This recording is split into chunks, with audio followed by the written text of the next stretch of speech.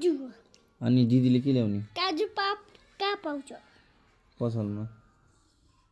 कुन पसलमा दिदी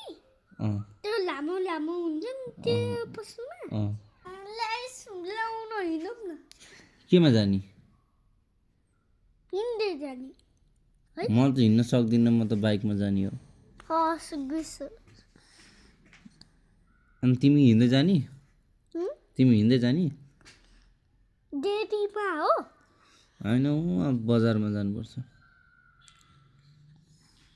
काजु पनि धुवाइबाट ल्याऊ अँ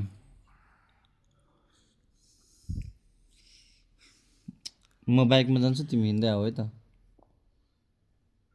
हुन्छ कि हुँदैन बाइकमा पनि बाइकमा आउँछु कसको बाइकमा यही